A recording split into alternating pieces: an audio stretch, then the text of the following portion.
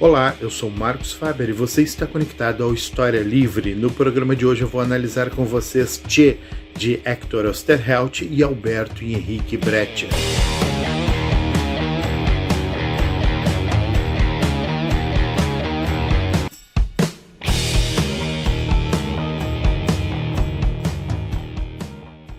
Os passarinhos cantam lá fora, mais um dia na serra. Se não me mexo, não sinto as feridas. Che repassa a vida, cometeu erros e muita coisa ficou por terminar. O piolho e o lucro vão sobreviver, mas a esperança está um pouquinho mais perto. Valeu a pena, sim, valeu a pena. Che já sente uma grande paz.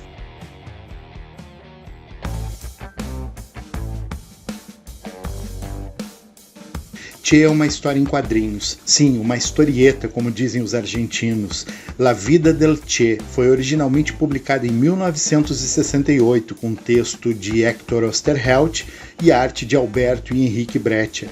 Che é uma daquelas obras cuja importância ultrapassa as barreiras do mundo especializado dos quadrinhos, e os motivos para isso são vários, a começar pelos artistas envolvidos na obra. Hector Hermann Oesterheld, simplesmente um dos mais importantes, provavelmente o mais importante, roteirista de quadrinhos latino-americanos, cujas obras posso destacar O Eternauta, Sherlock Time, Ernie Pike e Mort Cinder. HQs que estão entre as mais importantes produzidas em nosso continente e tendo alcançado grande reconhecimento em todo o mundo, principalmente na Europa. Se isso já não bastasse, Oesterheld foi, em primeiro lugar, um ativista político, um grande crítico da sangrenta ditadura que se impôs na Argentina dos anos 1970, ditadura, aliás, que no auge de sua intolerância e brutalidade perseguia e calava seus opositores. Infelizmente, com Oesterheld não foi diferente, pois o autor foi desaparecido em 1977 pelo regime autoritário de seu país. Hector é um dos tantos intelectuais que a ditadura argentina deu cabo, encerrando precocemente a carreira deste excepcional autor. Já quanto aos artistas, Alberto Breccia e seu filho Henrique estão entre os mais fantásticos artistas gráficos a emprestarem seus talentos aos quadrinhos, e a melhor maneira de apresentá-los é a sua própria arte. Basta uma folheada em Che para perceber que o que temos em mãos é algo bastante acima do que usualmente encontramos em quadrinhos convencionais, mas falarei da arte um pouco mais à frente. Mas afinal, por que ler Che? Che é uma obra focada em um dos mais polêmicos e importantes personagens da história latino-americana, Ernesto Che Guevara. Ame-o ou odeie-o, a realidade é que muitos dos seus seguidores e detratores pouco sabem sobre a vida ou o pensamento de Che Guevara. E esta obra é uma boa oportunidade de conhecer um pouco mais sobre este personagem. A obra, obviamente, toma partido das causas latino-americanas defendidas pelo protagonista. Entretanto, não nos apresenta simplesmente para mais uma biografia de Che, mas para uma obra muito mais intimista, focada no pensamento guevarista, para a forma como o guerrilheiro enxergava o mundo à sua volta. Mesmo que a HQ não se aprofunde nas ideias do protagonista, ainda assim o quadrinho nos apresenta, mesmo que parcialmente, a sua visão de mundo. A começar pela forma como Guevara entendia a origem das misérias da América Latina, por quem tanto ele lutava. Para Che, uma revolução não só era necessária, mas também passava, obviamente, pela libertação do domínio europeu e norte-americano. Apesar de focar na libertação coletiva, Guevara pensava também na libertação individual, principalmente para a forma como os mais pobres poderiam alforriar-se da miséria e da opressão a que estavam submetidos. Para ele, a verdadeira libertação só poderia ser alcançada por meio da educação. Somente com uma tomada de consciência a respeito de quem somos e para onde desejamos ir é que alcançaremos a verdadeira liberdade. Curiosamente, a grande dificuldade de Che, principalmente sua campanha na Bolívia, foi a falta de consciência, não só uma falta de consciência de classe, mas uma falta de consciência de quem se realmente é.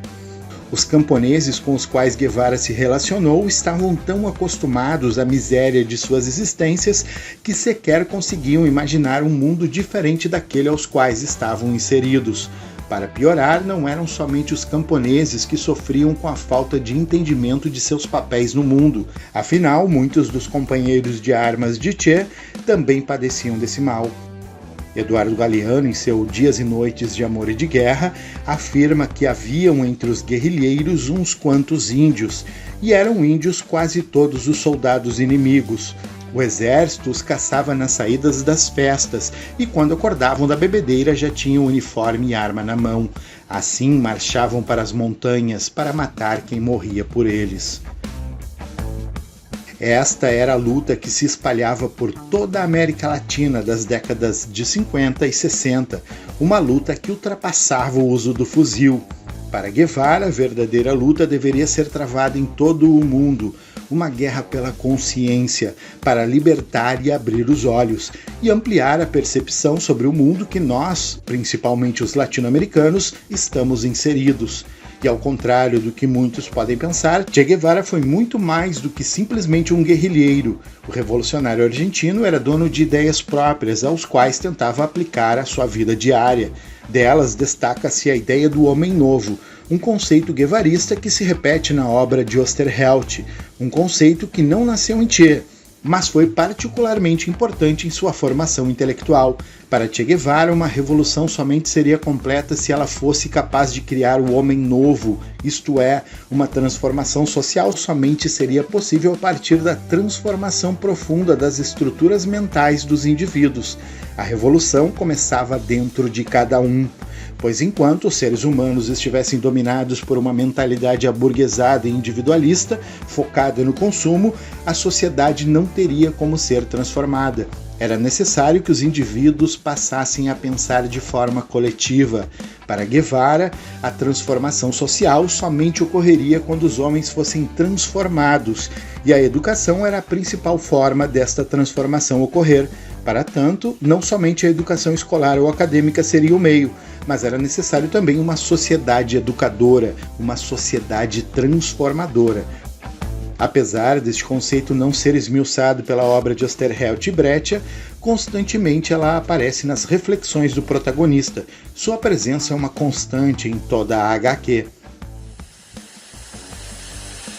Eu vou abrir aqui um pequeno parêntese para mostrar a obra do Alberto e do Henrique Brecht, que, na minha opinião, só a arte já vale o material do Che, tá? Então eu vou abrir e mostrar para vocês. Ó, essa aqui é a obra dos caras, é simplesmente sensacional. Espero que pegue bem aí na resolução. Basicamente o Henrique e o Alberto, eles utilizam o nanquim sobre o fundo branco, e se vocês olharem bem, eu sei que talvez a definição aqui não fique tão boa assim, mas não existem quase achuras e não tem esse degradê, né? É o nanquim escuro, negro, com o fundo branco da folha, e essa folha utilizada aqui pela Comic Zone dá todo um destaque também, porque a palidez, né? O ofuscado aqui do branco com o preto fica algo espetacular.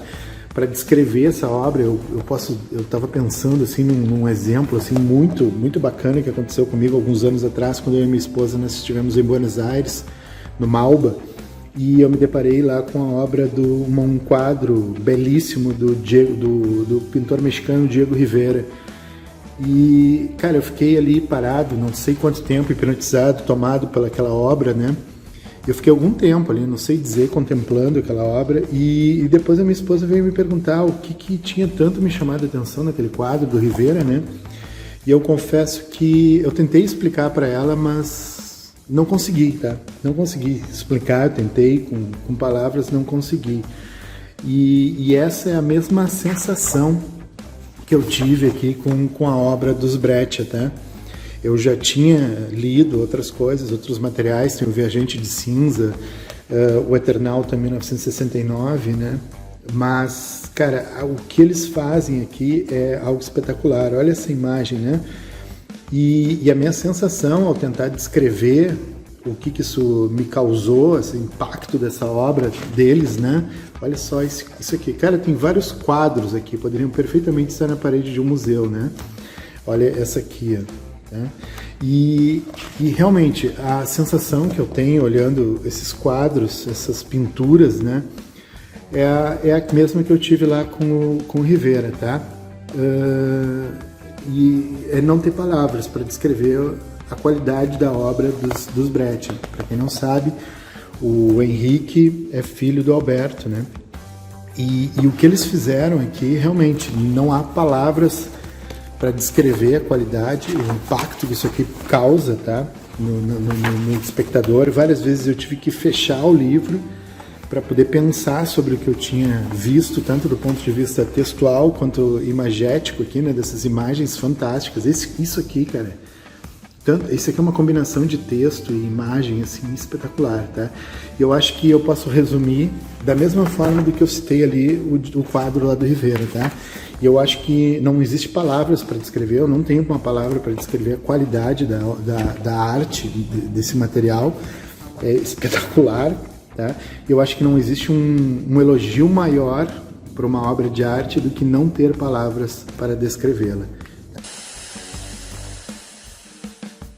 Tchê é uma daquelas obras que fundem personagem, criador e arte, formando um amálgama entre os diários de Tchê, o texto de Osterheld e a incrível arte dos Brecht, algo que dá como resultado numa HQ única e impressionante. E seus autores e o protagonista possuem seus próprios mitos, a obra de Tchê também possui uma história própria. Quando um golpe de Estado levou a Argentina a uma nova e sangrenta ditadura, o quadrinho foi proibido no país. Todos os originais foram destruídos. Por quase 20 anos o quadrinho foi esquecido, até ser redescoberto na Espanha, na biblioteca de um colecionador. Foi assim que La Vida del Che pôde ser republicada. Foi essa versão que em 2008 a editora Conrad lançou pela primeira vez no Brasil este quadrinho. Desde então, a HQ estava fora de catálogo, só agora com a Comic Zone, uma editora independente dos sócios Thiago Ferreira e Ferrez, ambos com canais aqui no YouTube, que o quadrinho pode ser relançado. Vou deixar o link desta edição aqui na descrição. Tchê apresenta muito mais do que um simples quadrinho. Esta HQ nos apresenta uma condensação de talentos pouco antes vista, da história do personagem até a arte. Tudo é inspirador, tudo inspira. Se você possui preconceitos com quadrinhos, eu vou lhe dizer que Tchê foi feito para você. Mas prepare-se, pois após ler esta HQ, outros quadrinhos certamente virão. Eu sou Marcos Faber e você esteve conectado ao História Livre. Em breve, novas reflexões sobre o irreflexível.